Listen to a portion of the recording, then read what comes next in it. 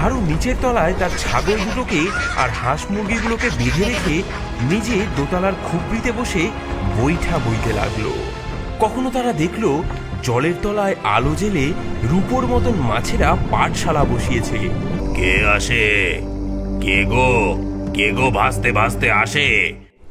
সে অনেক কাল আগের কথা। গঞ্জেশপুর গ্রামে থাকতো এক গরিব মানুষ, নাম তার হারু। এতই গরিব যে নুন আনতে পান্তা ফুরায়। কিন্তু হারুর মনে ছিল জোর আর বুকে ছিল সাহস। একবার কি হলো, সেবার ভয়ানক বন্যা এলো দেশে। আকাশ যেন ফুটো হয়ে গেছে। দিন রাত শুধু জল আর জল। গা গঞ্জ সব ডুবতে বসলো। সবাই যখন জিনিসপত্র নিয়ে উঁচু জায়গায় পালাচ্ছে, হারু মাথায় হাত দিয়ে বসে পড়ল। তার তো আর পালাবার জায়গা নেই। আর ডাঙা ঘরটা, সে তো এক ধাক্কাতেই তলিয়ে যাবে। হারুর ছিল একটা পুরনো ভাঙাচোরা ডিঙি নৌকো, ফুটো ফাটা, তালি দেওয়া। পেয়েছি, একটা বুদ্ধি পেয়েছি। কি রে হারু, এই ডুবু ডুবু অবস্থায় আবার কি পেলি? গুপ্তধন নাকি? তার চেয়েও বড় জিনিস কাকা, আমি ঠিক করেছি এই নৌকার উপর একটা দোতলা বাড়ি বানাবো। কি বললি? নৌকার ওপর বাড়ি? তোর কি মাথাটাই খারাপ হয়ে গেল নাকি রে? দোতলা বাড়ি? তা সেই বাড়িটাতে উঠবি কি দিয়ে? মই নাকি বাঁদর ঝোলা? নাকি জলের তলা দিয়ে ডুব সাঁতার কেটে? দেখোই না কি করি। আমার বাড়ি যখন নদীর জলেই ভাসবে, তখন আর ডাঙা খুঁজে মরতে হবে না। জল কমলে যেখানে খুশি ভিড়িয়ে দেব। তোর যা ইচ্ছে কর বাপু, তবে সাবধান, যা দিনকাল পড়েছে। যেমন ভাবা তেমন কাজ। হারু লেগে পড়ল কাজে। এদিক ওদিক থেকে জোগাড় করে আনলো ভাঙা কাঠ, পুরনো টিন, বাঁশ, দড়ি। গায়ের লোক হাসাহাসি করে। কেউ বলে পাগল, কেউ বলে ভীমরতি ধরেছে। হারু কিন্তু নিজের মনে কাজ করে যায়। নৌকার ফুটো ফাটাগুলো কোনো মতে সারিয়ে তার উপর প্রথমে একটা তক্তা বিছালো।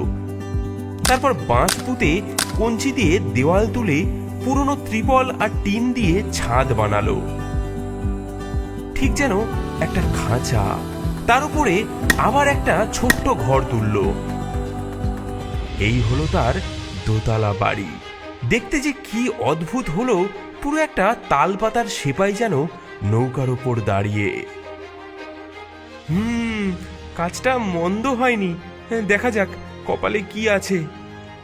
দুদিন যেতে না যেতেই হুড়মুড়িয়ে জল বাড়ল। গায়ের চালাঘরগুলো সব জলের তলায় তলিয়ে গেল। জয় মা গঙ্গা, যা থাকে কপালে। আর কি আশ্চর্য, সেই অদ্ভুত দোতলা বাড়িটা দিব্যি ডিঙি নৌকার উপর ভেসে চলল।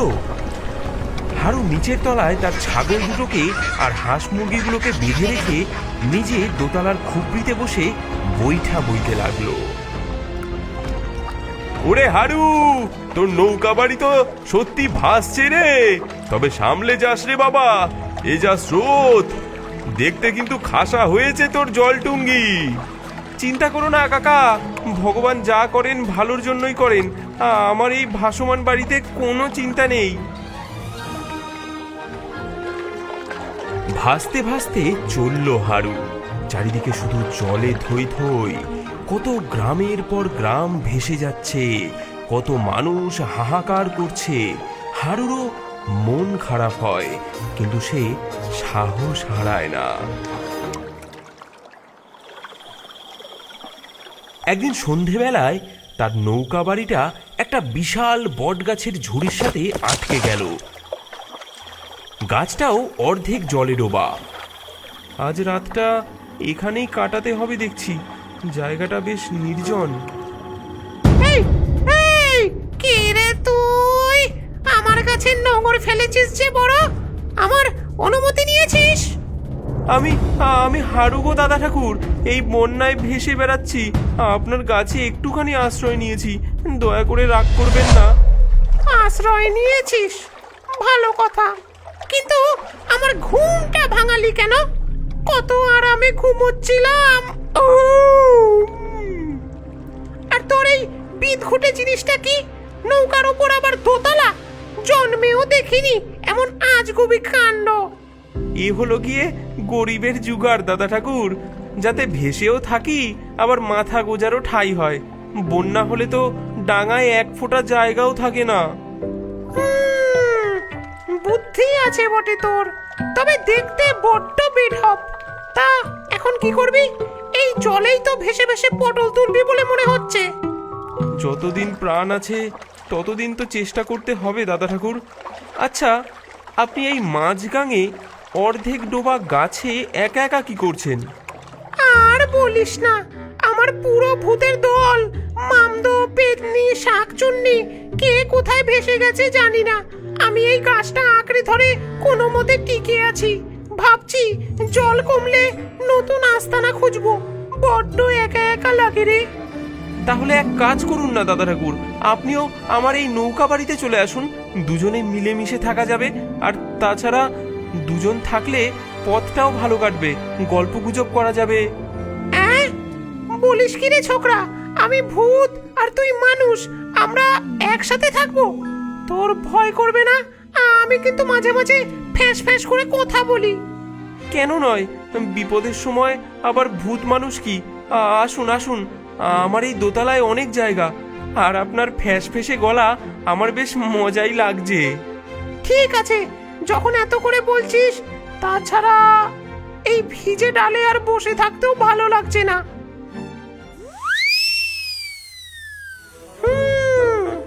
তোর এই বাড়িটা কিন্তু বেশ মজার।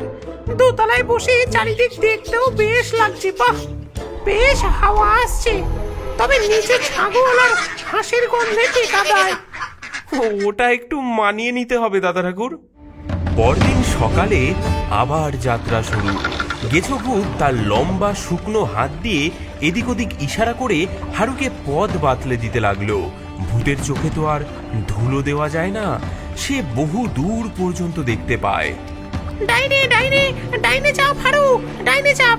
ওখানে একটা মস্ত কুমির হাঁ করে আছে, যেন তোর নৌকাটাই গিলে খাবে। হ্যাঁ, বলেন কি দাদা ঠাকুর? বাঁচালেন যাই হোক। এই ওদিকে যাস না, ওদিকে যাস না হারু। বায়ে বায়ে চোরাবালি, একবার আটকে গেলে আর রক্ষে থাকবে না।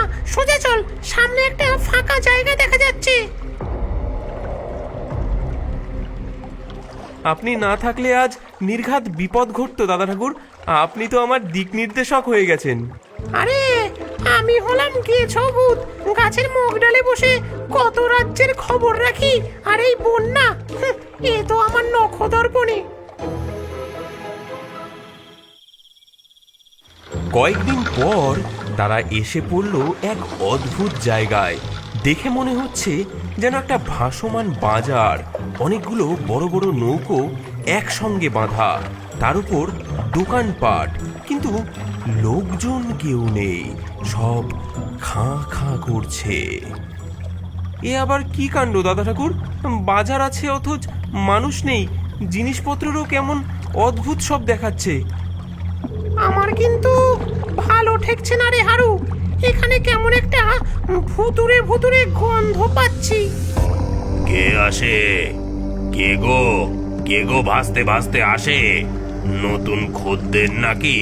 এদিকে এসো, এদিকে এসো এসো। আমার দোকানে ভালো ভালো জিনিস পাবে। জ্যান্ত মাছের তেলে ভাজা, কুমিরের ডিমের অমলেট, সাপের খোলসের চপ। কোনটা দেবো বলো? সবই তাজা, সবই গরম, স্পেশাল অফার চলছে। না গো জিনের বাদশা, আমাদের এসব কিছুই লাগবে না। আমরা শুধু পথ দিয়ে যাচ্ছিলাম, একটু জল তেষ্টা পেয়েছিল। সে কি? আমার এই ভাসমান বাজারের সুনাম শোনোনি? দূর দূর থেকে কত জিন, পরি, দেও, দানব আমার খদ্দের। তোমরা কিছু না নিয়ে গেলে আমার বাজারের অকল্যাণ হবে যে। অন্তত একটা বাঁদরের আচার চেখে দেখো। হারু, এর হাব ভাব কিন্তু ভালো লাগছে না। দাঁতগুলো দেখেছিস কেমন ছুচালো? কেটে পড় এখান থেকে, এ লোক কিন্তু সুবিধের নয়। বাহ, তোমাদের এই জানটি তো বেশ। এ তো খাসা জিনিস। এটাকে বিক্রি করবে আমার এই পুরনো ভাসমান বাজারের বদলে? আমি এটা নিতে রাজি আছি। বলো কত দাম চাও? না না জিনের বাদশা, এটা আমাদের একমাত্র আশ্রয়, এটা আমরা কিছুতেই ছাড়তে পারবো না, এটা বিক্রির জন্য নয়। কি আমার প্রস্তাব ফিরিয়ে দিলে? এত বড় সাহস! আমি এই ভাসমান বাজারের মালিক, জঙ্গলু জিন। আমার কথা কেউ ফেলতে পারে না। দাঁড়াও, আমি তোমাদের জাদু দিয়ে পাথর বানিয়ে দিচ্ছি, তারপর তোমাদের এই খেলনা বাড়িটা আমি দখল করব। আরো তোর নৌকার তলায় যে পুরনো মাছ ধরা জালটা আছে না, যেটা তুই ফুটো সারানোর জন্য রেখেছিলি, সেটা এক্ষুনি ছুঁড়ে মার ওর দিকে, তাড়াতাড়ি। জাল? ছেঁড়া জাল দিয়ে কি হবে? আরে যা বলছি কর না, সময় নেই। হারু এক মুহূর্ত দেরি না করে নৌকার নিচের তলা থেকে একটা পুরনো ছেঁড়া বড়সড় জাল টেনে বের করে জিনের দিকে ছুঁড়ে মারলো। হ্যাঁ, ওরে বাবারে, এ তো সুলেমানি জাল। এ যে পয়গম্বর সুলেমানের জাল। পালাও! এ লোক তো সাধারণ মানুষ নয়, এ নির্ঘাত মস্ত বড় জাদুকর। আমার এবার কি হবে গো? ওরে বাবা গো! এ কি দাদা ঠাকুর, একটা ছেঁড়া জাল দেখে জিনটা এমন ভূতের মতো ভয় পেয়ে গেল কেন? পালিয়ে পগার পার? আরে বোকা, ওটা যে পয়গম্বর সুলেমানের জাল নয় তা তো আমি আর তুই জানি, কিন্তু ওই বোকা জিনটা জানে না। সে ভেবেছে তুই বুঝি মস্ত বড় জাদুকর, যে কিনা জিনদের কাবু করার জন্য সুলেমানি জাল নিয়ে ঘোরে। আসলে জিনেরা জাল জিনিসটাকে খুব ভয় পায়। হ্যাঁ, বলেন কি? তাহলে তো দারুণ বুদ্ধি খাটিয়েছেন দাদা ঠাকুর, আমি তো ভয়েই শেষ হয়ে গিয়েছিলাম। আরে বুদ্ধি না থাকলে কি আর এতদিন টিকে আছি রে? চল চল, আর এখানে এক মুহূর্তও নয়, কখন আবার দলবল নিয়ে তেড়ে আসে কে জানে। এরপর আরো কত অদ্ভুত ঘটনার মধ্যে দিয়ে তাদের নৌকা বাড়ি এগিয়ে চলল। কখনো তারা দেখলো জলের তলায় আলো জেলে রূপোর মতন মাছেরা পাঠশালা বসিয়েছে, মাস্টার মশাই চিংড়ি মাছ তাদের পড়াচ্ছেন। কখনো দেখলো বিশাল এক কচ্ছপের পিঠে চেপে একদল ব্যাঙ গান গাইছে আর জল ছিটিয়ে আনন্দ করছে। গেছো ভূতের সাথে হারুর বন্ধুত্ব গভীর হলো। দাদা ঠাকুর, আপনার সাথে থেকে কত কি যে দেখলাম, এমন অদ্ভুত সুন্দর জিনিস জীবনে দেখিনি। আরে এ তো সবে শুরু, পৃথিবীটা অনেক বড় হারু, আর অনেক রহস্যে ভরা। তুই ভাগ্যবান যে এইটুকু বয়সেই এত কিছু দেখার সুযোগ পেলি। অবশেষে একদিন বন্যা কমলো, জল নামতে শুরু করলো। হারুর নৌকা বাড়িটা একটা নতুন চরের উপর এসে ঠেকলো। জায়গাটা বেশ সুন্দর, সবুজ ঘাসে ঢাকা, আশেপাশে নতুন গাছপালা জন্মেছে। হারু ভাই, দেখেছিস জল নামছে? মনে হচ্ছে আমাদের যাত্রাও শেষ হলো। ওই যে দূরে একটা পুরনো অশ্বত্থ গাছ দেখছি, বেশ বড় সড়ো। ওখানে আমার আস্তানা করলে মন্দ হবে না। এবার তাহলে আমি চলি। দাদা ঠাকুর, আপনি চলে যাবেন? আমার কিন্তু একা একা ভালো লাগবে না। এতদিন একসঙ্গে থেকে কেমন যেন অভ্যাস হয়ে গেছে। তোর পাগল, এই তো পাশেই থাকছি, যখন ইচ্ছে হবে চলে আসবি আমার অশ্বত্থ তলায়, ভূতের গল্প শোনাবোক্ষণ। আর তাছাড়া তোর এই দোতলা নৌকা বাড়িটা তো রইলই, এমন মজার বাড়ি ছেড়ে কে কোথায় যায়? মাঝে মাঝে আমি তোর এখানে চলে আসবো আড্ডা দিতে। ঠিক আছে দাদা ঠাকুর, আপনার যখন ইচ্ছে চলে আসবেন, এই বাড়ি আপনারও। হারু সেই নতুন চরে তার নৌকা বাড়িটা ভালো করে বেঁধে নিল। বন্যার পর নতুন করে জীবন শুরু হলো।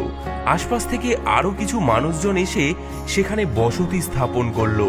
হারু তার অদ্ভুত দোতলা নৌকা বাড়ির জন্য আর তার সাহসিকতার জন্য গায়ের মধ্যে খুব নামডাক হয়ে গেল। সবাই তাকে এক ডাকে চেনে ভাসমান বাড়ির হারু বলে। আর সে মাঝে মাঝেই কাজকর্ম সেরে গেছো ভূতের সাথে গল্প করতে তার অশ্বত্থ তলায় যেত। তাদের বন্ধুত্ব অটুট রইল।